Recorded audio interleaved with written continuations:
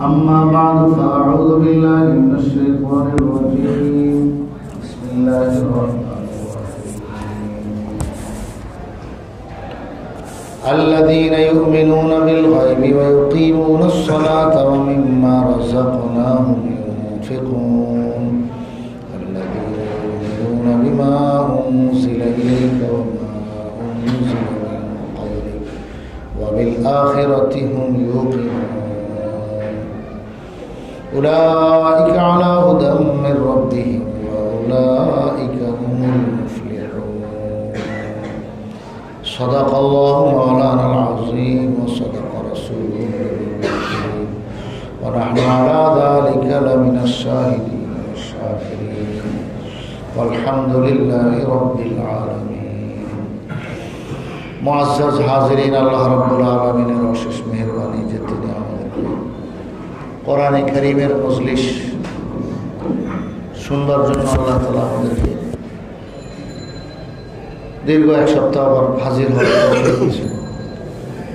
এই জন্য আমরা শুকরিয়া আদায় করব আলহামদুলিল্লাহ। সূরা বাকারা শুরুতেই আল্লাহ রাব্বুল আলামিন মুত্তাকিনদের কিছু গুণের কথা বলেছেন যে মুত্তাকিন কারা। এক নম্বর গুণের কথা বলছেন আল্লাযীনা ইউমিনুনা বিল গায়ব, যারা না দেখা আল্লাহ এবং আল্লাহ রসুলের কথার কারণে আস্থা রাখে, বিশ্বাস করে, ইয়াকিন করে, ঈমান রাখে। না দেখা আল্লাহ এবং আল্লাহ রসুলের কথার উপরে শুধু আস্থা রেখা বিশ্বাস করা, এটার নাম হলো ঈমান বিল গায়ব। জান্নাত আমরা দেখি নাই, কিন্তু আল্লাহ বলেছেন, রসুল বলেছেন, এই জন্য আমরা ওনাদের কথার উপরে আস্থা রেখে বিশ্বাস করি। সব এরকমভাবে জাহান্নাম দেখি না, এরকমভাবে ফেরেশতা দেখি না, জিন জাতি আমরা দেখি না। এরকমভাবে আমাদের না দেখা কত কিছুই আছে, কিন্তু সব কিছুর ব্যাপারে আমরা আল্লাহ এবং আল্লাহ রসুল যে তথ্য আমাদেরকে দিচ্ছেন, যা বলেছেন, এগুলোই আমরা মানি, বিশ্বাস করি। আল্লাহু আকবার। আল্লাহ তাআলা বলেন দুই নম্বর গুণ হলো ইয়াকিমুনাস সালাত, যে মুত্তাকিন পরেজগারদের দ্বিতীয় নিদর্শন হলো যে তারা নামাজ কায়েম করে। নামাজ কায়েম করার অর্থ আপনারা শুনছেন, ওয়াক্ত মতো খুশু খুশুর সাথে নামাজের জাহিরি হক সব কিছু যা আছে আদায় করে মওত পর্যন্ত নামাজ পড়তে থাকা। তাহলে জাহিরি হক হলো বাহ্যিক নামাজ পড়তে, যেগুলো দুরুস্ত করতে হবে। বাতিনি হক আছে খুশু খুশু আল্লাহ পাকের সন্তুষ্টির জন্য, রিয়ামুক্ত মানুষকে দেখানোর উদ্দেশ্যে না। এবং ওয়াক্ত মতো মুস্তাহাব ওয়াক্ত, আবার জমাতের সাথে, আবার একদিন দুই দিন না, সাপ্তাহিক না, বরং সব সময় দৈনিক 5 ওয়াক্ত নামাজ সহ সব নামাজের এরকম আদায় করতে থাকা। কতদিন পর্যন্ত? মওত পর্যন্ত। আল্লাহ বলছেন ওয়া'বুদ রাব্বাকা হাত্তা ইয়াতিয়াকাল ইয়াকিন, মওত আসা পর্যন্ত বসে ইবাদত করতে থাকা। রসুলকে বলেছেন, কিন্তু আসলে আমাদেরকে বলেছে যে তুমি, হে বান্দা, তুমি ইবাদত করতে থাকো তোমার রবের। কতদিন? দিন টিন নাই, তুমি যতক্ষণ আসো ওয়ালা তামুতুন্না ইল্লা ওয়া আনতুম মুসলিমুন। আল্লাহ তাআলা বলছেন যে মুসলমান না হয়ে মরো না, তার মানে মরার টাইম তো আর জানা নাই। তাহলে মওত যখন আসবে, যেই টাইমে আসুক, জোয়ান কালে আসুক, বুড়া কালে আসুক, দিনে আসুক, রাতে আসুক, হ্যাঁ, যেই মৌসুমে আসুক, যেই মাসে আসুক, যখনই আসুক, তুমি কিন্তু ইসলামের উপরে, ঈমানের উপরে অটল অবিচল থাকবে। আর ইসলামকে বাহ্যিক আমলটা, তো ইল্লা ওয়া আনতুম মুসলিমুন মানে এই বাহ্যিক আমল, নামাজ 1 নম্বর, এটা তোমার একদম মওত আসা পর্যন্ত রাখতে হবে। তাইলে মওতের আগের ছুটি নেই। তো যেই সমস্ত লোকেরা বলে যে আমরা আল্লাহর মারিফত পেয়ে গেছি, আল্লাহর পরিচয় লাভ করে ফেলছি, এখন আর আমাদের কি নাই? নামাজ নাই।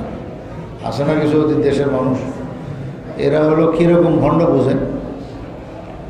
আরে ভাই, ওটা আল্লাহ পাকের মারিফত তো না, ওটা হলো শয়তানের রাস্তা। এবং আল্লাহর মারিফত নামে আসলে শয়তানের মারিফত আছে। শয়তানকে তুমি চিনলা, বাঁকা রাস্তা চিনলা, জাহান্নামের রাস্তা ধরলা। নাইলে রসুল সাল্লাল্লাহু আলাইহি ওয়াসাল্লাম ওয়াফাত পর্যন্ত ইবাদত করতেই থাকছেন, শেষ দিন ফজরের নামাজও আদায় করছেন। তাহলে বোঝা গেল রসুল এই পথটা পান নাই। তাহলে যেই পথ রসুল পান নাই, যেই পথ রসুল ধরেন না, তাহলে এটা আবার কোন পথ? এই জন্য এটাকে মারিফত না করে মরা পথ বললেই বেশি সুবিধা। এমনি মারিফত আরবি শব্দ এবার, আর মরা পথ এটা তো বাংলা পথ, কিন্তু শব্দের মিলে গেছে।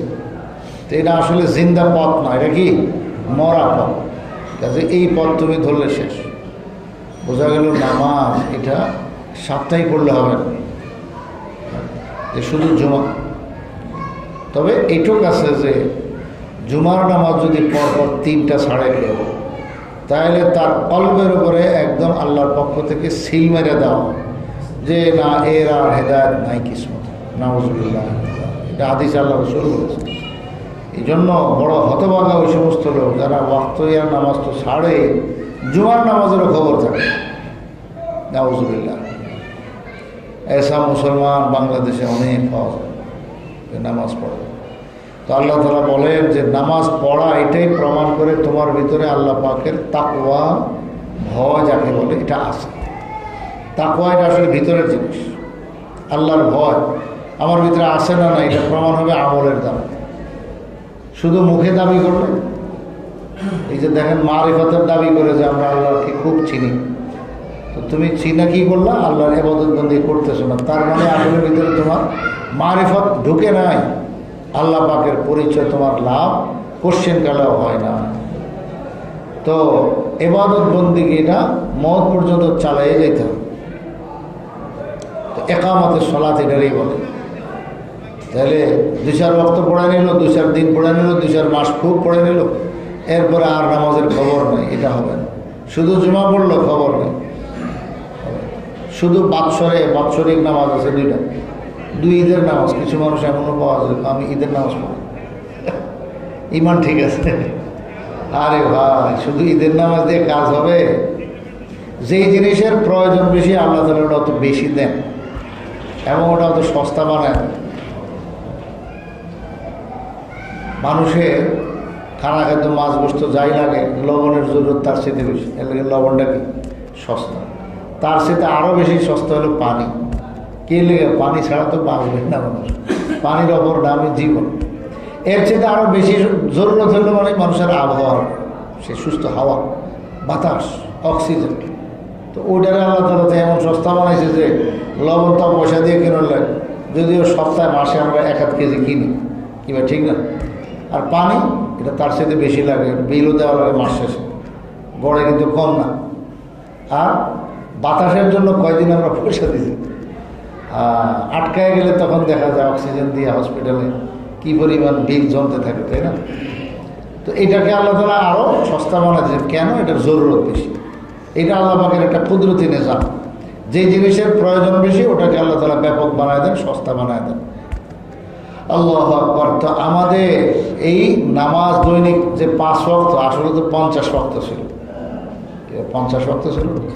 আল্লাহ তাআলা চান যে বান্দা 50 ওয়াক্তের পড়ুক। তাহলে 50 ওয়াক্ত হিসাব করলে তো উজু করে মসজিদে বসে থাকা লাগবে। 24 ঘন্টা কোথায় থাকা লাগতো আমাদের? ভাগ ভাগ করে আপনি যতই কয় মিনিট হিসেব করে দেখেন। আচ্ছা, রাতের ঘুমটা নাহলে বাদে দিলেন, একটু আরামটা করতে হবে, ঠিক আছে, না ঘুমেরটা বাদ দিলেন। আর সজাগ হওয়া, সেই সকাল থেকে সজাগ হওয়া থেকে নিয়ে একবারে সন্ধ্যা পর্যন্ত, রাত 8টা 9টা 10টা পর্যন্ত হিসাব করে লাগিয়ে দেখেন 50 ওয়াক্ত কয় মিনিট পর পর পড়ে। উপায় ছিল না আমাদের, মানে আপনি মসজিদের বাইরে গিয়ে কদ্দুরের কাজ করবেন, একটু কিছু করতে গেলেই বসে আমাদের টাইম নেই। এমন হইতো ঘটনা। তা আল্লাহ চাইছেনও এটা। কেন? বন্দার এটার জরুরত বেশি। মানুষের মনুষ্যত্ব হেফাজতের জন্য, মানুষটা মানুষ থাকার জন্য তার নামাজটা ওরকম জরুরি যে বাঁচার জন্য যেরকম আবহাওয়া, অক্সিজেন জরুরি। অক্সিজেন ছাড়া মানুষ বাঁচতে পারে না। ঠিক নামাজ, যদিও আমি বুঝি না, দুনিয়াতে আল্লাহ আমাকে বুঝতে দেন নাই, এটা গোপন রাখছেন বিষয়টা। ওই যে ইউমিনুনা বিল গায়ব, না দেখে এখানে সব বিশ্বাস করতে হবে।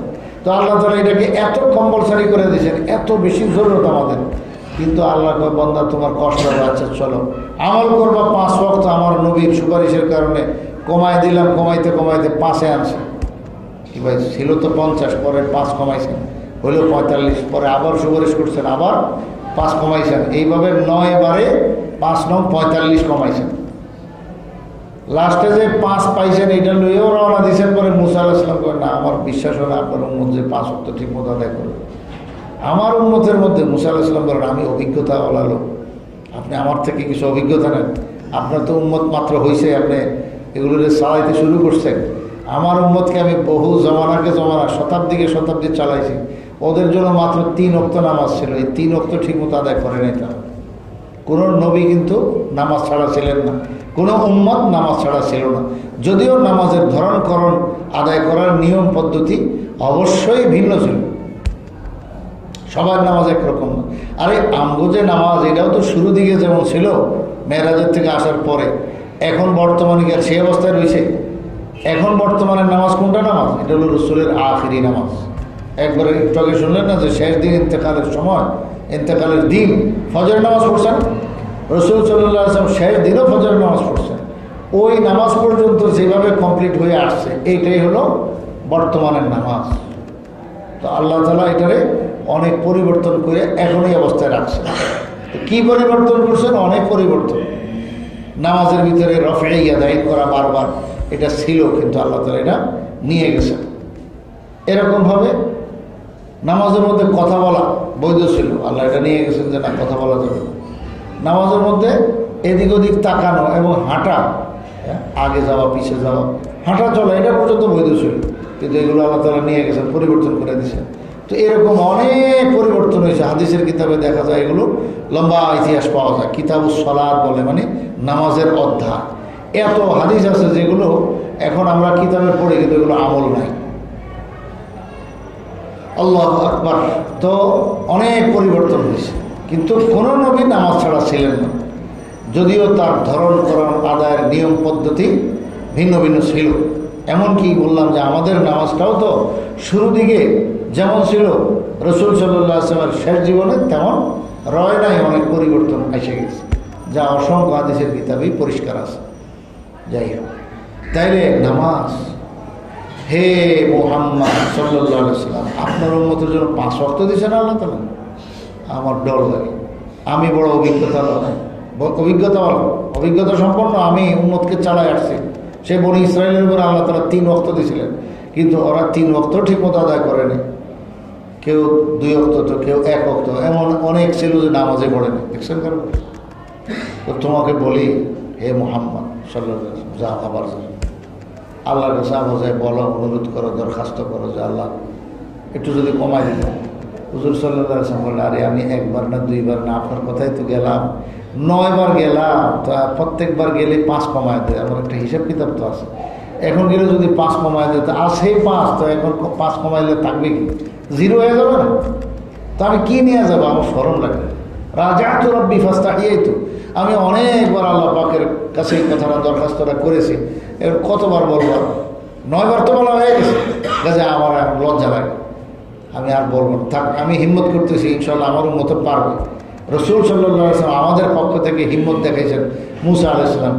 সাথে সাথে আল্লাহ পাকের পক্ষ থেকে ঘোষণা এসে গেছে, হ্যাঁ ঠিকই, নামাজ 5 ওয়াক্তই পড়বা, হ্যাঁ, তবে আমি সওয়াব দিব 50 ওয়াক্তের।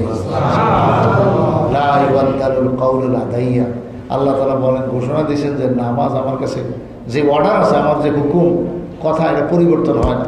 আমি বলছি 50 ওয়াক্ত পড়ো, তো এই 50 ওয়াক্তই আইন রয়েছে তোমাদের জন্য, তবে আমলটা হালকা করে দিচ্ছে, যে পড়বা মাত্র 5 ওয়াক্ত। এক ওয়াক্তকে আমি 10 গুণ বানায় দেবো, তাহলে 5 ওয়াক্ত 5 10 50। 1 ওয়াক্ত পড়বো, এই মাত্র এশা পড়লাম, যেন এশা কয়বার পড়লাম? 10 ওয়াক্ত পড়লাম। মানে বেলা ডুবার সঙ্গে সঙ্গে তো মাগরিব হয়েছে, এরপরে ধরেন না রাতের 12টা পর্যন্ত, এনে প্রতি ঘন্টা পর কয়েক তো পড়া লাগতো, ঘন্টাও তো হয় না, আধা ঘন্টা পর নাকি? তো আধা ঘন্টা পর 10 ওয়াক্ত, কারণ 10 বার যদি এশার নামাজ পড়া লাগতো, মানে 10টা নামাজ এশার নামাজের মতো যদি পড়া লাগতো, তো ধরেন এই টাইমের মধ্যে তো প্রতি 20-25 মিনিট পর পরে কী করা লাগতো আমাদের? হ্যাঁ, এটা নামাজ পড়া লাগতো। তো সেই রাতে 12টা পর্যন্ত পড়াই লাগতো এশার নামাজ, পড়ো পড়ো পড়ো, কতবার পড়তেন? কিন্তু একবার যে পড়ছি আল্লাহ তাআলা আমল নামা লিখে দিয়েছে, চলো 10 বারই হয়ে গেছে। সুবহানাল্লাহ, এটা এই উম্মতের জন্য বহুত বড় মেহেরবানি। তো আমল করবে কম, সওয়াব দিবেন আল্লাহ তাআলা বেশি। এটাই তো বনি ইসরাইল ওরা নারাজ হয়ে গেছিল। হুজুর সাল্লাল্লাহু আলাইহি ওয়াসাল্লাম মিসাল দিয়েছেন, আমার উম্মতের দৃষ্টান্ত হলো ওই ব্যক্তি, ওই মালিকের মতো যে 3 জন কামলা রয়েছে। একজন রয়েছে সকাল একদম বেলা উঠতেছে যখন, তখন থেকে বেলা মাথার উপরে আসা পর্যন্ত, মানে 6 ঘন্টা। তারা দিছে 1 দিরহাম, মানে 1 টাকা। টাকা দিয়ে বুঝাইতে সহজ, দিরহাম তো এখন প্রচলন নাই, যদিও পৃথিবীর কোনো কোনো দেশে দিরহাম শব্দ আছে, কিন্তু ওই অর্থে ওনার দিরহাম নাই। যা তো বলতেছে যে 1 টাকা দিব। এরা হলো সেই মুসা আলাইহিস সালামের কওম, যারা কাজ করছেন 6 ঘন্টা, কিন্তু বেতন পেয়েছে কত? 1 টাকা। হুজুর সাল্লাল্লাহু আলাইহি ওয়াসাল্লাম বলেন, মালিক বলল কি আরেকজন কামলা ডেকে লইছে, হ্যাঁ বিয়া আমার কাম করবা? জি। কতক্ষণ? কাজে একদম বেলা মাথার উপরে যখন আসবে তখন থেকে বেলা একবারে সেই কি বলে পশ্চিম দিকে যাওয়ার আসরের টাইম, যেটা এখন আমরা সহজে বলি, মানে বেলা ডুবার ঘন্টাখানি আগে তোর ছুটি।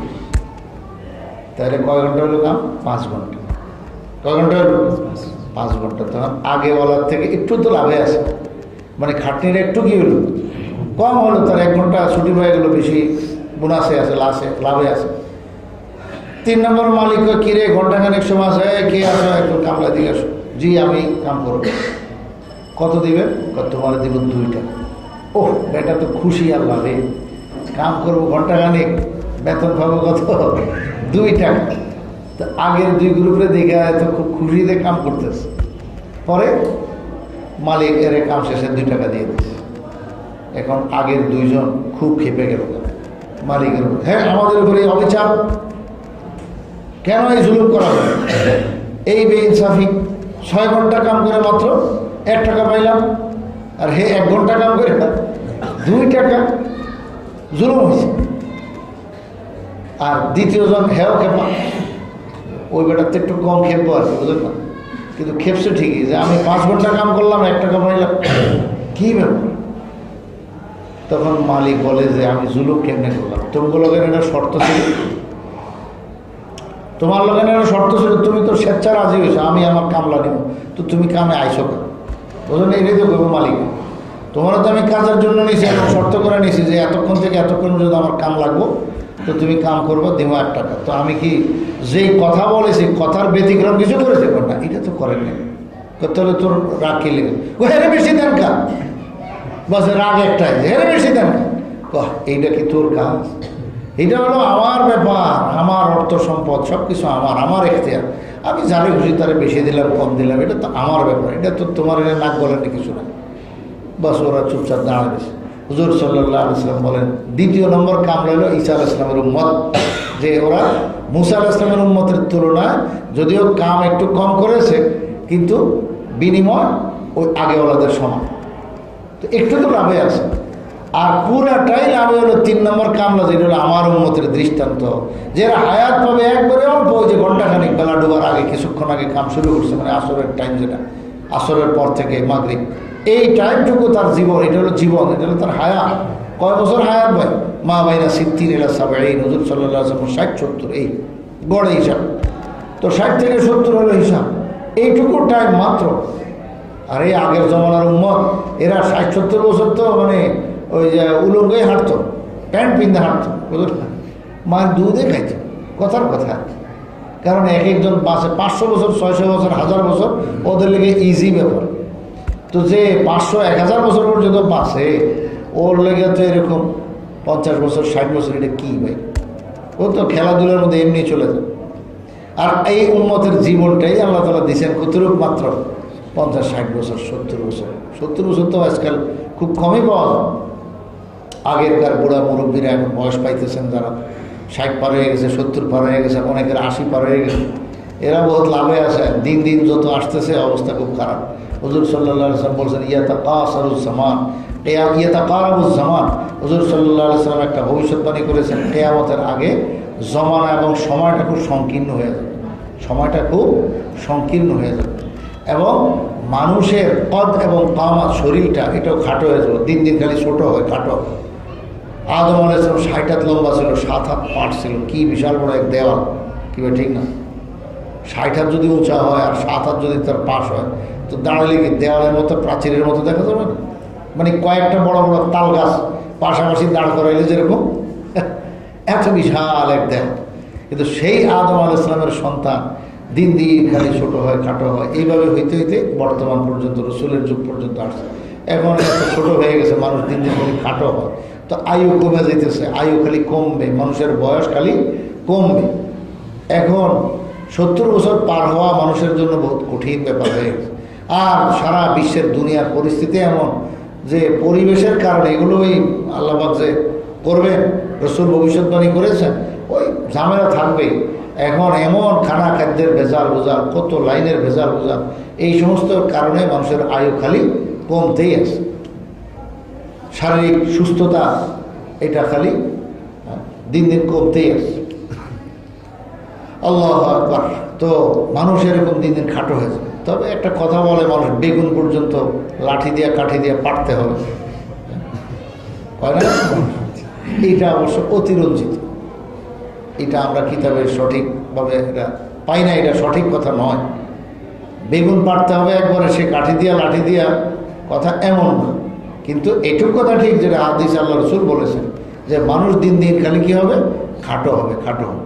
তো সেই 1500 বছর আগে যে পরিস্থিতি ছিল, এখন আসতে আরও গড় হিসাবে, এটা হলো গড়ে, হঠাৎ কেউ অনেক লম্বা হয়, আবার অনেক বেটে হয়, কিন্তু গড় দেখবেন আসতেই খালি 1500 বছর আগের হিসাবের থেকে এখন অনেক কমছে, কিয়ামত পর্যন্ত এরকম কমতে থাকবে।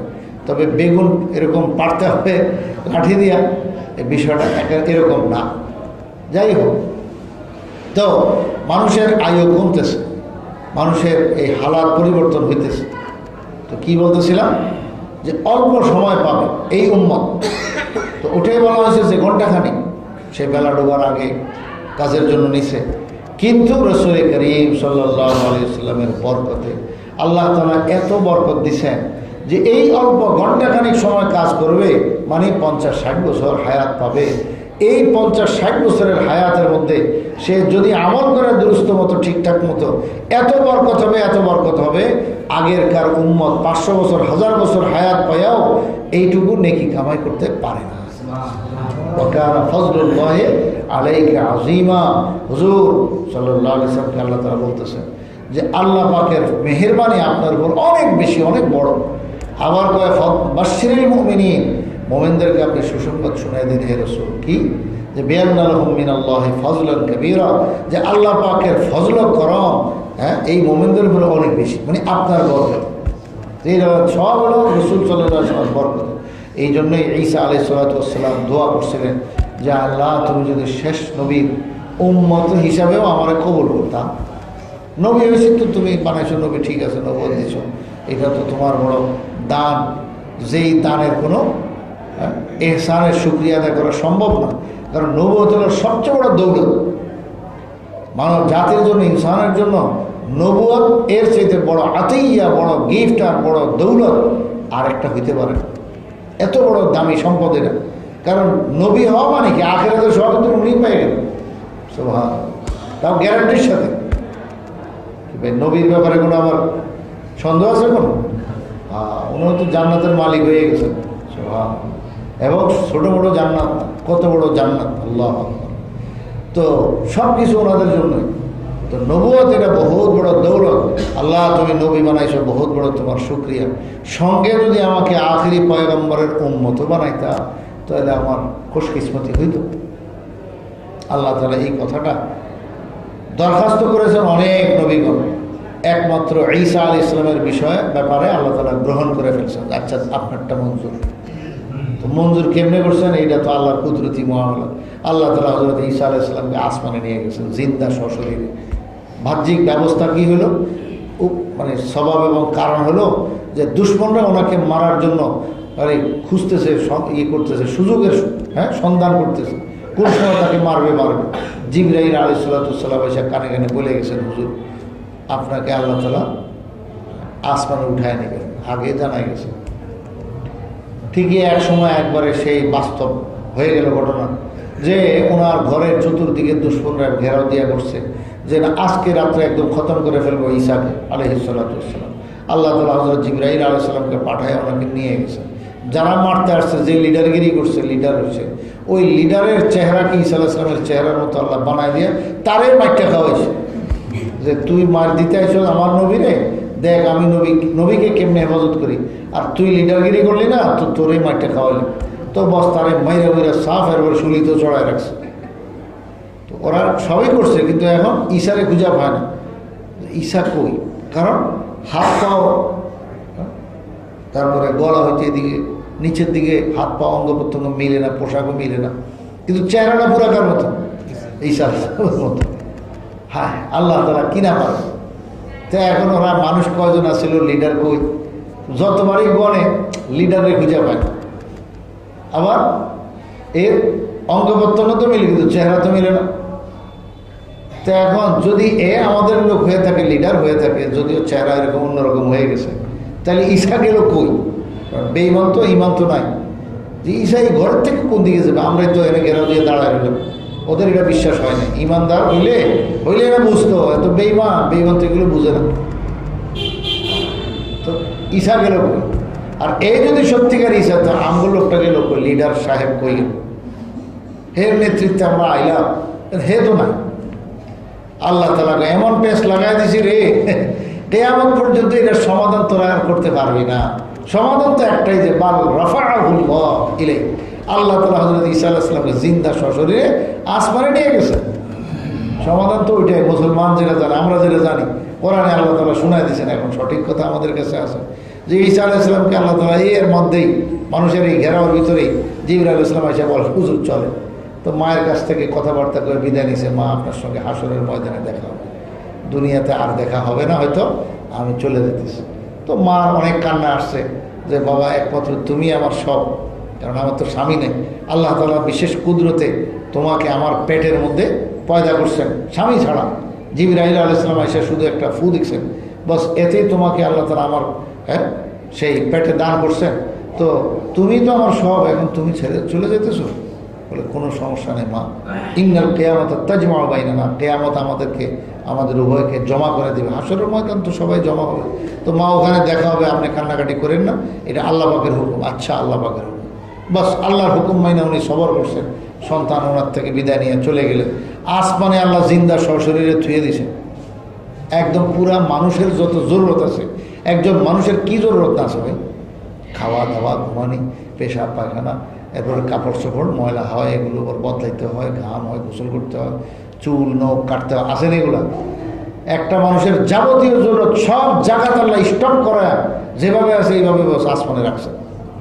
আবার কিয়ামতের আগে আসলে পরে যখন দুনিয়াতে আবার আসবেন, তখন আবার ওনার নখও পড়া শুরু হবে, চুল কাটার জরুরত হবে, দাড়ি মোছ ঠিকঠাক করার জরুরত হবে, এবং জামা কাপড় ময়লা হবে, ঘাম হবে, গোসল করার জরুরত হবে, পেশাব পায়খানার জরুরত হবে, খাওয়া দাওয়ার জরুরত হবে। এখন একদম ফেরেশতা মানুষ, কিন্তু আল্লাহ কিনা পারে নাই। আমার আপনার মতন এরকম 2 বেলা 4 বেলা না খাইলে চলতো না। সেই ঈসা আলাইহিস সালামকে পুরা খানা থেকে মুক্ত করে রাখছেন। ওনার কোনো খিদা লাগতেছে, কষ্ট হয় এমন না, আরামসে আসেন বস ফেরেশতার মতো। কাপড় চোপড় কোনো দিন ময়লা হয় না, নাকে কানে মুখের মধ্যে দাঁতের মধ্যে কোনো ময়লা নাই। কি ভাই হয় না? চোখের মধ্যে তো রস আছে, ময়লা আছে না, কোনো কিছুই হবে না। একবারে পুরো সব কিছু আল্লাহ তাআলা স্টক করে আসমানে ছুঁয়ে দিয়েছে। তো ফেরেশতাদের লোকে চলে ফিরে এইভাবেই চলতেছে। বর্তমানে তো 2000 বছর পার হয়ে যেতেছে। তো 2000 বছর পার হয়ে গেছে, আরও কয় হাজার বছর পার হবে না কি হবে, তো আল্লাহ পাক ভালো জানেন। কিয়ামতের আগে ওনাকে আবার দুনিয়াতে আল্লাহ পাঠাবেন। ওই দুয়ার বরকত যে উনি বলছিলেন, আল্লাহ তুমি আমাকে নবুয়ত দান করেছো, রিসালাত দান করেছো, রসুল বানাইছো, আসমানি কিতাব ইনজিল দিছো আমাকে, তোমার বহুত বড় করম আর ফজল মেহেরবানি। আল্লাহ সাথে যদি আখেরি পয়গম্বরের উম্মত হইতে পারতাম, কারণ তাদের ইয়া বেশি, আমলের দাম বেশি। কয় টাকাওয়ালা? 2 টাকাওয়ালা। আর আমল কি 6 ঘন্টা 5 ঘন্টা? না না, মাত্র ঘন্টাখানি। তা আমল হলে অনেক কম, অল্প দিনে তারা বহুত কামাইতে পারবে। তো এগুলো দেখে লোভ লাগছে। আল্লাহ তাআলার কাছে দোয়া তো বহুত জনেই করেছেন, সব নবীরাই করেছেন, কিন্তু ঈসা আলাইহিস সালামটা আল্লাহ তাআলা কবুল করে ফেলছেন। তাই সরজমিনে এইভাবে আল্লাহ তাআলা আসমান থেকে আবার পাঠাবেন।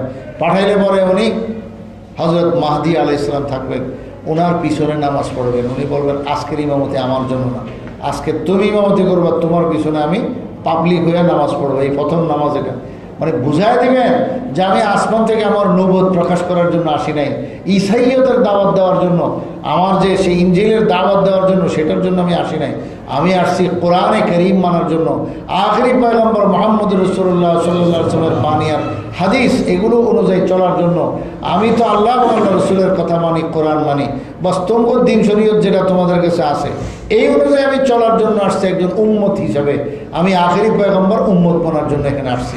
কাজে এটা প্রকাশ করে দিয়েছেন যে প্রথম নামাজে তিনি ইমামতি করবেন না, মুক্তাদি হয়ে নামাজ পড়বেন এবং নামাজ পড়াবেন হলো হযরত মাহদী আলাইহিস সালাতু ওয়াস সালাম।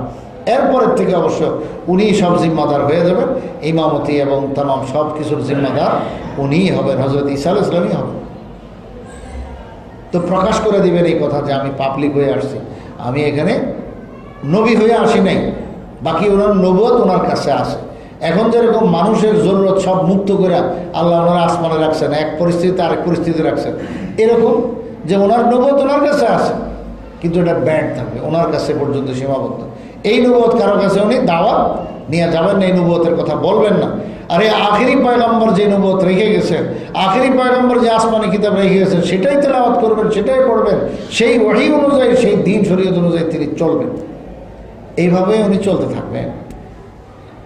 আল্লাহু আকবার। এই ঈসা আলাইহিস সালাতু ওয়াস সালাম বয়স পাবেন কত বছর? হাদিসে এটা বলা হয়ে গেছে যে ঈসা আলাইহিস সালাম জমিনে আসার পর আবার 40 বছর থাকবেন, এরপরে যথারীতি ওনার ওফাত হবে। তা আল্লাহর নবী তো এরকম ব্যতিক্রম দুই একটা আল্লাহ তাআলা জানায় দেন, হুজুর সাল্লাল্লাহু আলাইহি ওয়াসাল্লাম এগুলো হাদিস শরীফে জানায় দিয়েছেন। তো উনি দুনিয়াতে আইসা 40 বছর থাকবেন। এই 40 বছরের আমল সুবহানাল্লাহ কত উপরে যাবে, কত উপরে যাবে। আল্লাহু আকবার। ওনার দাম এই উম্মতের মধ্যে আমরা জানি হযরত আবু বকর সিদ্দিক রাদিয়াল্লাহু আনহু 1 নম্বর, তাই না? ফজিলতের দিক দিয়ে আর ওনার সমান উম্মতের মধ্যে কেউ নেই। কিন্তু ঈসা আলাইহিস সালাতু ওয়াস সালামের দাম আবু বকর সিদ্দিক রাদিয়াল্লাহু তাআলা থেকে কোটি কোটি গুণ বেশি হবে। এমনি তো তিনি নবী, আবার তিনি রাসূল সাল্লাল্লাহু আলাইহি ওয়াসাল্লামের সঙ্গে মেরাজের রাতে সাক্ষাৎ কিন্তু করে ফেলছেন। সাক্ষাৎ হওয়ার কারণে তিনি সাহাবীও হয়ে গেছেন। তাহলে তিনি তো সাহাবী থাকবেন। তো সাহাবী হয়ে যদি আমল করতেছেন, এক এক আমলের দাম কত ভাই? অনেক দাম, অনেক দাম। ওনাকে যারা দেখবেন তারা তাবী হয়ে যাবে। হযরত ঈসা আলাইহিস সালামকে লাখো কোটি মুসলমান দেখবে না, যতজনে ওনার জিয়ারত পাবেন সবাই কি হয়ে যাবে? তাবেই হয়ে যাবে। এবং পরবর্তীতে যারা হবে এই তাবেইদেরকে দেখবে তারা কি হবে ভাই? তবে যেন সোনালী যুগ আবার এসে যাবে। এটাই হুজুর সাল্লাল্লাহু আলাইহি ওয়াসাল্লাম এক হাদিসে বলেন, আরে এই উম্মত কি করে হালাক হইতে পারে, এই উম্মত কি করে দুর্ভাগা হইতে পারে যে উম্মতের শুরুতে আমি আছি আর শেষে ঈসা আলাইহিস সালাম আছে, আর মাঝখানে অনেক আল্লাহ তাআলা খুলাফায়ে রাশিদিন রাখবেন। মানে আমার মানহাজ মতো, আমার তরিকা মতো এই দিন শরীয়তকে পরিচালনাকারী আল্লাহ তাআলা বহু লোকদেরকে বানাবেন।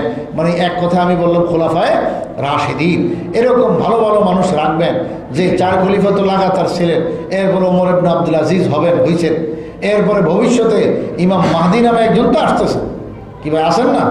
এবং ফাঁকে ফাঁকে কোন সময় কোন বড় আল্লাহর নেক বান্দা আসবেন এবং দুনিয়াতে ইসলামী হুকুমত আর খেলাফত একদম আলা মিনহাজিন নবুওয়া রাসূল যেভাবে চাইছেন ওইভাবে প্রতিষ্ঠা করতে পারবেন, এর হিসাবকে আমরা জানি। তো আসলে পরে তখন হবে। তো হুজুর সাল্লাল্লাহু আলাইহি ওয়াসাল্লাম বলেন ফাঁকে তো এইগুলো আছে, আর শুরুতে আমি রাসূল আর শেষে হলো ঈসা আলাইহিস সালাম। তো তোমরা আর কি চাও? এই উম্মত কোনোদিন দুর্ভাগা নয়, হতভাগা নয়, এর কপাল খুশনসিবই বহুত বেশি।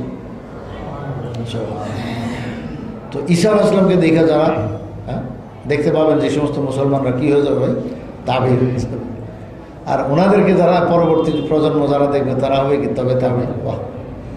তো এই সোনালী যুগ আল্লাহ তাআলা রেখে দিয়েছেন, ইনশাআল্লাহ যে কিয়ামতের আগে আসবে। তবে একটা কথা এখানে আয়াতে আল্লাহ তাআলা পরে বলে দিয়েছেন যে কোরআন শরীফে অনেক আয়াত আছে এরকম যে হে রাসূল, আপনার আগে যত আসমানি কিতাব নাযিল করেছি, যত নবীগণকে পাঠাইছি, এই জাতীয় ভাষা বলে। তো কি বলে যে তাদের সঙ্গেও উম্মতের নাফরমানি করছে অনেক, আপনি পেরেশান হয়েন না। রসুলকে এইভাবে এই ভাষায় সান্ত্বনা দেন। দেখেন এরকম আয়াত অনেকগুলো আছে। মুফতি শফি সাহেব রহমতুল্লাহ আলাইহি মারুফুল কোরআন এরকম অনেকগুলো লিখছেন। যেমন আল্লাহ ওমা আরসালনা মিন ক্বাবলিকা, সূরা নাহলের মধ্যে। সূরা মুমিনের মধ্যে ওয়ালাকাদ আরসালনা রুসুলাম মিন ক্বাবলিকা। সূরা রুমের মধ্যে কইছে ওয়ালাকাদ আরসালনা মিন ক্বাবলিকা রুসুলা।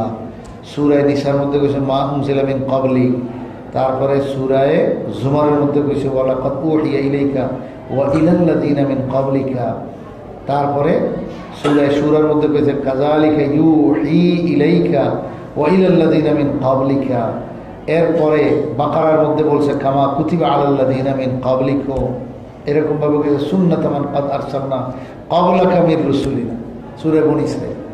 কতগুলো আয়াত, এরকম একবারে অনেক আয়াত আছে অসংখ্য। মানে সব জায়গায় একটা কথা কি, যে হে রসুল আপনার পূর্বে যত নবী রসুল আসছেন, যত আসমানি কিতাব আসছেন, এগুলো বারবার বলছেন, কিন্তু এই কথা কোনো জায়গায় নাই যে আপনার পরে যে নবী রসুল আসবেন, কি বুঝেন নাই, এই কথাটা কিন্তু কোথাও নাই, কোরআন শরীফের একটা জায়গাতেও নাই। তাহলে কি বোঝা গেল যে আখিরি নবী তিনি। এই জন্য তো ঈসা আলাইহিস সালামের কথা যে শুনলেন, তিনি নবুয়ত নিয়ে আসবেন না, নবুয়ত প্রকাশ করার জন্য আসবেন না, নবী হিসাবে আসবেন না, তিনি তো আসবেন উম্মত হিসাবে। আর আখিরি নবী তো তিনিই, রাসূল করিম সাল্লাল্লাহু আলাইহি ওয়াসাল্লাম মদিনার জমিনে শোয়া, তো তিনি আখিরি পয়গম্বর, আখিরি নবী। কিয়ামত পর্যন্ত তার কোনো নবী আসবেন না। ওনার কোরআনই আখিরি কোরআন, আখিরি কিতাব, এবং ওনার দিন শরীয়ত এই আখিরি দিন শরীয়ত। কিয়ামত পর্যন্ত আর কোনো দিন শরীয়ত আসবে না। আল্লাহু আকবার। তো বলতেছিলাম যে আল্লাহ রাব্বুল আলামিন এই উম্মতকে অত্যন্ত সংক্ষিপ্ত সময় দিছে, হায়াত দিছে, কিন্তু বড় দামি সময়। এই জন্য 5 ওয়াক্ত নামাজ দেখেন আল্লাহ তাআলা 50-এর 5 বানায় দিছে। তো এটা মেহেরবানি হয়েছে না? যেহেতু আমাদের হায়াত কম, আমাদের সময় কম, তো আল্লাহ তাআলা এই কম সময়টারও যাতে বেশি সময় এই নামাজের জন্য না লাগে, আল্লাহ এই নামাজও কমায় দিছে। তো আমাদের সময় কম, এই জন্য আমলও কমায় দিয়েছেন, কিন্তু সওয়াব কমান নাই, সওয়াব তো আরো বাড়ায় দিয়েছেন, আরো বাড়ায় দিয়েছেন। তাই তো আল্লাহ তাআলা ওয়াল আসরি কইয়া আখিরি পয়গম্বরের নবুয়তের জমানা থেকে কিয়ামত পর্যন্ত যে জমানা সময়, এই মানে বর্তমান আমগো যে সময়টা চলতেছে, রসুলের নবুয়ত প্রাপ্তি থেকে নিয়ে 40 বছর বয়সে যে যখন সেই গাড়ে হেরাতে ইকরা বিসমি রাব্বিকা নাজিল হয়েছে, ওই মুহূর্ত থেকে নিয়ে কিয়ামত পর্যন্ত যে পুরাটা টাইম, এই টাইমের আল্লাহ তাআলা কসম খায় বলেন ইন্নাল ইনসানা লাফি খুসর। কেন এই টাইমের কসম খাইছেন? আল্লামা রুহুল মানির মধ্যে আল্লামা আলুসি রহমতুল্লাহ আলাইহি তাফসীরে রুহুল মানিতে এই আয়াতের সূরা ওয়াল আসরের মধ্যে বলে দিয়েছেন, যেটার কারণ হলো আখিরি পয়গম্বরের কারণে আখিরি নবী দুনিয়াতে আসার পরে সময়টা দামি হয়ে গেছে। এটা ওনার বরকতে। এত দামি আমল, এত দামি সময়, এত দামি জিনিস অন্য কোনো নবীও পান নাই, উম্মত দূরের কথা। তো যেহেতু দামি সময়, এই জন্য বলছে এই সময়টাকে যে কাজে না লাগালো সে বড়ই লসের মধ্যে আছে। ইন্নাল ইনসানা লাফি খুসর, নিশ্চয়ই মানুষ বড় ক্ষতির মধ্যে আছে।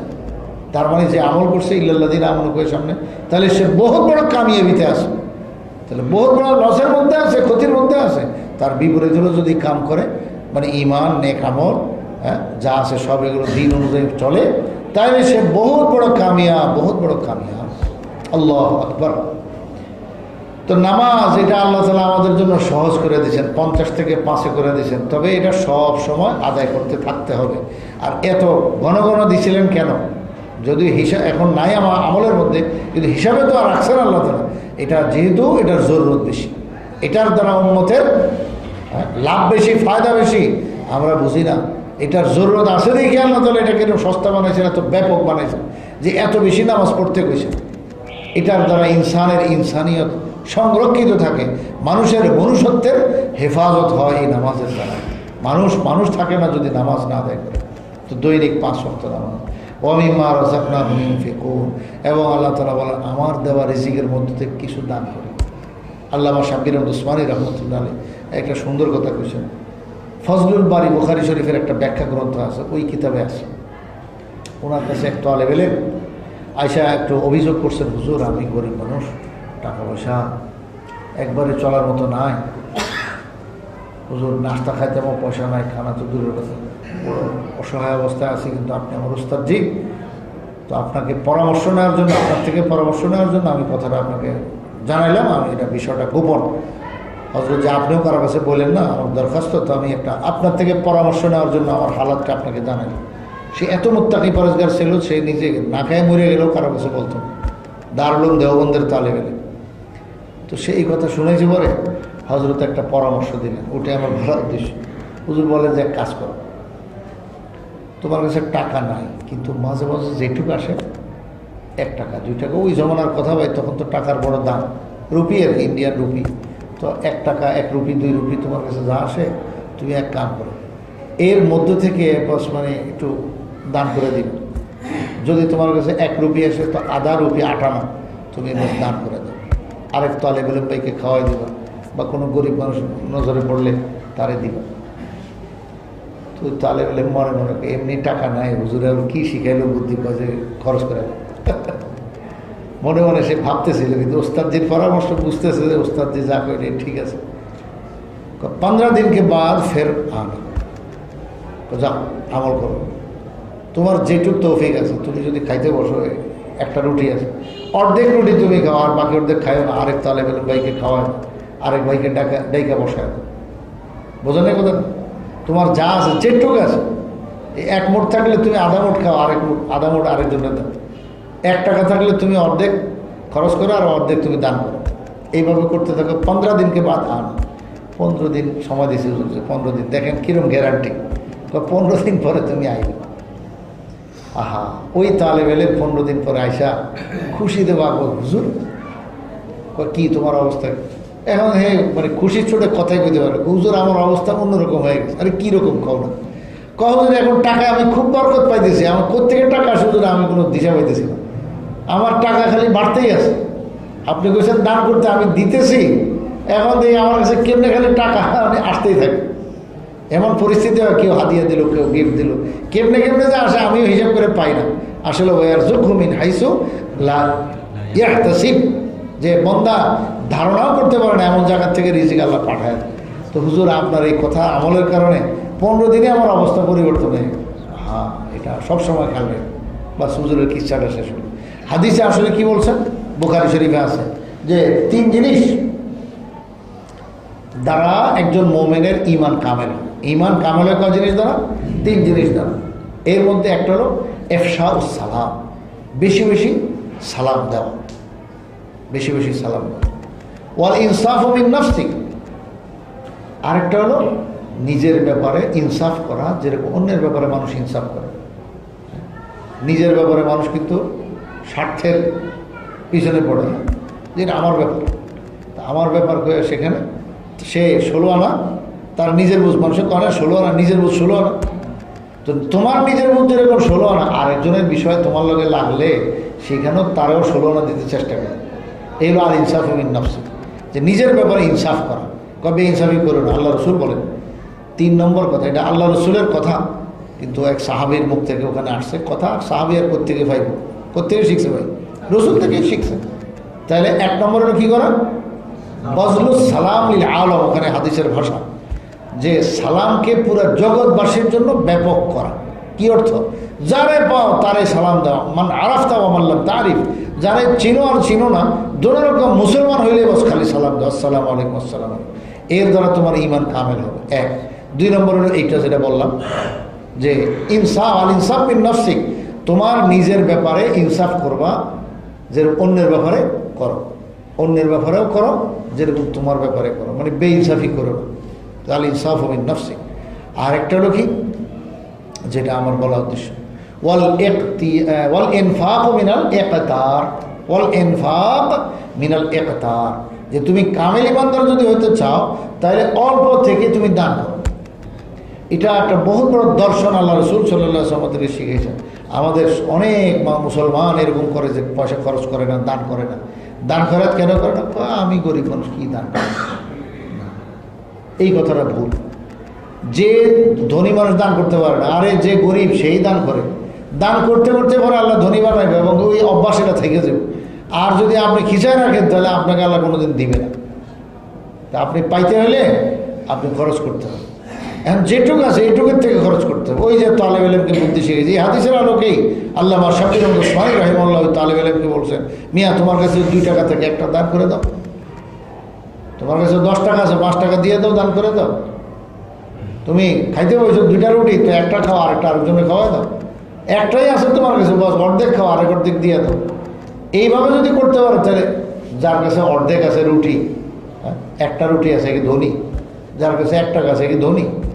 তো আমরা যে চিন্তা করি যে লাখ লাখ টাকা হইলে আমি দান করবো, না, এটা ভুল কথা। লাখ লাখ টাকা হলে আপনি দান করতে পারবেন না আপনি আগের থেকে যদি না করেন।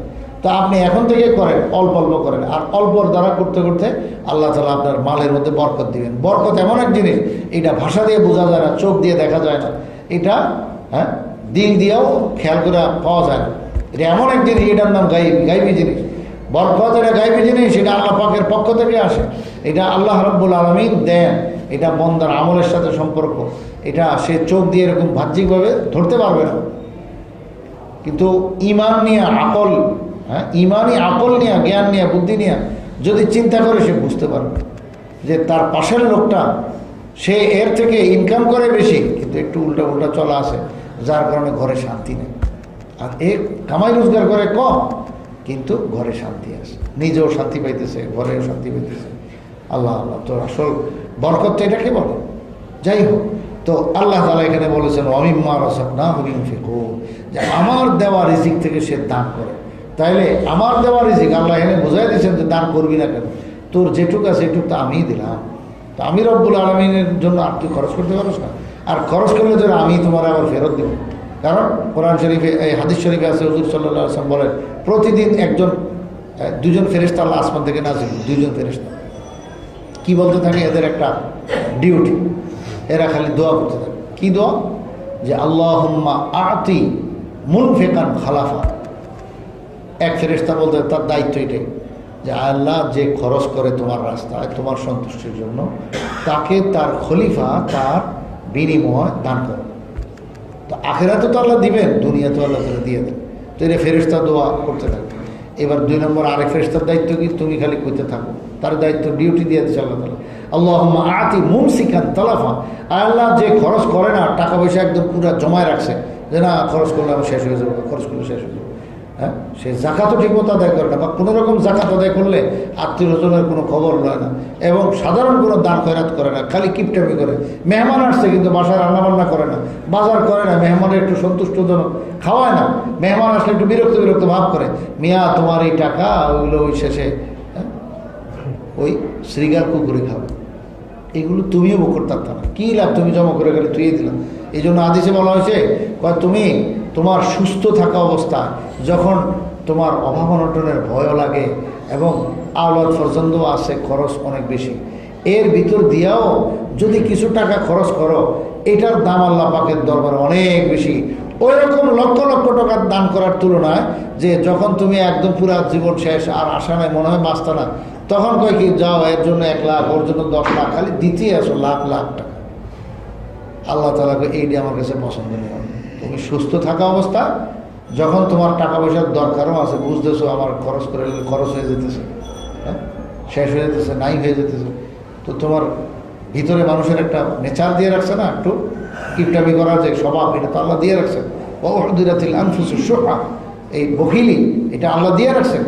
তো মোটামুটি বখিলি একটু তো আসেই মানুষের, কিন্তু এর ভিতর দিয়েও যদি সেই রকম দান করতে থাকে, তাহলে আল্লাহ তাআলা অনেক বরকত দিয়ে দেন।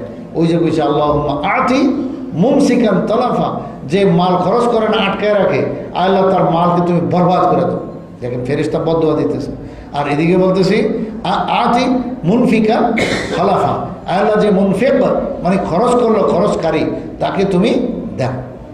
আর হাদিসে এটা বলে শেষ করতেছে, হযরত মুআয রাদিয়াল্লাহু তাআলা আনহুকে রাসূল সাল্লাল্লাহু আলাইহি ওয়াসাল্লাম বলছেন, হে মুআয, তুমি যখন কিছু খরচ করবা, এই খরচের দ্বারা আল্লাহ তাআলা তোমার মর্তবা বাড়ায় দিবে।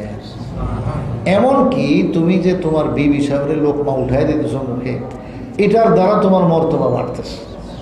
এটাও কিন্তু একটা কাজ, একটা খরচ। তো বিবির জন্য খরচ করা, ঘরওয়ালাদের জন্য খরচ করা, এগুলো সব মনে করে করা চাই, আল্লাহর হুকুম মনে করে খরচ করা চাই। খালি নিজের স্বাদে, নিজের মনের আনন্দে করবে তো, কিন্তু আল্লাহর হুকুমটা মনে করে খরচ করা চাই, তাহলে এগুলো তো আল্লাহ তাআলা সওয়াব দিবেন। তো ইজদাদতা বিহা রিফআতান বলা হয়েছে, যে তুমি খরচ করবা তো আল্লাহ তাআলা তোমাকে এক মর্তবা খালি উপরে উঠাবেন। তো আল্লাহ তাআলা তো মর্তবা দিতেই চান। তো বন্দা যদি এই অনুযায়ী খরচ করতে থাকে, ইনশাআল্লাহুল আজিজ, আল্লাহ তাআলা আমাদের জানে মালে সর্বদিক দিয়ে খুব বরকত দিবেন এবং জিন্দেগি বড় শান্তিময় বানাবেন। আলহামদুলিল্লাহ, সুবহানাল্লাহ, আশহাদু আল্লা ইলাহা ইল্লাল্লাহ, আস্তাগফিরুল্লাহ। আলহামদুলিল্লাহি রাব্বিল আলামিন, ওয়াস সালাতু ওয়াস সালামু আলা আশরাফিল আনবিয়া'i ওয়াল মুরসালিন। وعلى آله وأصحابه أجمعين. اللهم لا تحصي لنا عليه مولاي صل وسلم دائما على حبيبك خير الخلق كلهم هو الحبيب الذي ترجى شفاعته لكل هول من الأهوال. يا الله يا أرحم الراحمين يا الله আমরা প্রতিবার গুনাহগার বান্দা আপনার দরবারে হাত তুলে আমাদের জীবনের সমস্ত গুনাহ আল্লাহ আমাদের জীবনের সমস্ত সমস্ত ত্রুটি মাফ। আল্লাহ আমরা গুনাহ করতে করতে আমরা বৃদ্ধ হয়ে গেছি, আমাদের চুল দাড়ি পেকে গেছে, আল্লাহ আমাদের শরীর নিস্তেজ হয়ে গেছে, হাত পা অঙ্গ প্রত্যঙ্গ কমজোর হয়ে আসতেছে। আল্লাহ আপনি মেহরবানি করে আমাদের জীবনের সব গুনাহ মাফ করে দিন। আমাদের যা যে গুনাহের অভ্যাস আছে এই সমস্ত গুনাহ থেকে আল্লাহ আপনি আমাদেরকে মুক্ত করেন, আমাদের এই সমস্ত বদঅভ্যাস থেকে আমাদেরকে মুক্ত করেন। আল্লাহ যার যে গুনার অভ্যাস ছাড়া তৌফিক দান করেন। আল্লাহ রাতের অন্ধকারে আমরা কি গুনাহ করি, আল্লাহ দিনের মধ্যে লুকায় লুকায় আমরা কি গুনাহ করি, প্রতি মুহূর্তে সব কিছুর খবর আপনি জানেন। আল্লাহ আমার থেকে লুকানোর কোনো ব্যবস্থা নেই, ফাঁকি দেওয়ার কোনো সুযোগ নেই। আল্লাহ আপনি আমাদের সকলের হালাত আপনি জানেন। আল্লাহ আপনি মেহরবানি করে আপনি আপনার ফজল করাবেন। আমরা যদিও অপযুক্তরা, আল্লাহ আপনি আপনার ফজল করাবেন তারা আমাদের সমস্ত গুনাহ মাফ করুন। আল্লাহ আমাদের যার যে হাজত জরুরত আছে আপনি গায়েব থেকে পুরো সকলের সমস্ত পেরেশানি দূর করুন। আমাদের মাতা পিতা দোস্ত আল্লাহ আত্মীয় যারা বেঁচে আছে মাওলা তাদেরকে সুস্থ হায়াত দান করেন, সুস্থ হায়াত দান করেন। আর যারা দুনিয়া থেকে চলে গেছে তাদেরকে আপনি জান্নাতুল ফেরদাউস নসিব করুন। তাদের সবাইকে আপনি আখিরাতে আল্লাহ বড় মর্যাদা মাকাম নসিব করুন। আল্লাহ আমরা একদিন দুনিয়া থেকে চলে যাব, মওতের আগে মওতের সামান তৈরি করার তৌফিক দান করুন। আমাদের সন্তানাদি ঘর বাড়ি বিভিন্ন সব কিছু আপনার হাওয়ালা করতেছে। আপনি আমাদের সন্তানাদি সবাইকে নেককার দিনদার পরিত্যাগ করুন। আমাদেরকে আল্লাহ আপনার সন্তুষ্টি অর্জন করার তৌফিক দান করুন। আমাদের জান দ্বারা আমাদের মাল দ্বারা আপনাকে সন্তুষ্ট করার তৌফিক দান করেন। আয় আল্লাহ আমার জিয়াতের উপরে আপনার সন্তুষ্টির আমলের উপরে রাস্তার উপরে থাকার চলার তৌফিক দান করেন। ওয়াসাল্লাল্লাহু আলা নবিয়্যিল কারীম ওয়া আলা আলিহি ওয়া আসহাবিহি আমিন।